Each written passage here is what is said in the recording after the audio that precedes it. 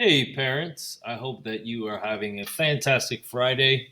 We are starting next week, quarter three, week two, February 8th through the 12th. So that you know, the 12th is a holiday. That is Friday, is Lunar New Year.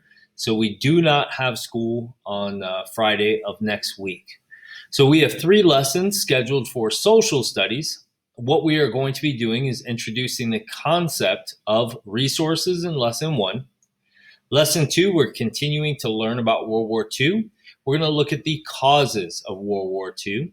And then in lesson three, we're going to look at a timeline of all of the events that lead up to World War II. And all of this is looking at the lens of resources, viewpoints, conflict, and escalation. That is the main thing that we are doing. Now, if you notice, it says over here for homework, the students should be practicing forming conceptual connections on slides 8 and 10. And that is in their digital notebook. So here is their digital notebook. I took Song Jun's digital notebook here. Here is slide 8. So the students will come here and they will be moving these objects around in order to form a sentence that is a generalization or a general understanding of the connection between conflict, escalation, and viewpoints. So that connection, you can use extra words or whatever it may be. I have already told the students, I'm telling you, this is what the assessment will look like in 3 weeks. So they have plenty of time to practice. The more that they can practice moving these around, forming new generalizations, the better they will do.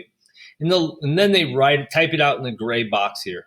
In the light brown box is they should have some evidence to back up what they are saying or what they believe, whatever their generalization is.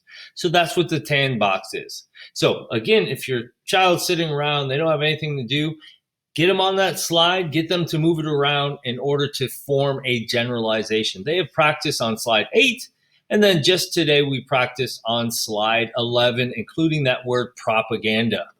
Okay. Now, back to the schedule for English. In English, your child will be continuing to read in class their novel study book. We're doing a novel study, and I will be reading the book, Refugee. So as you see, what they're going to be doing is learning how to predict and learning how to make connections to their text. Most of the week, half of every class will be time to read. As you notice over here, their goal is to read a third of their book.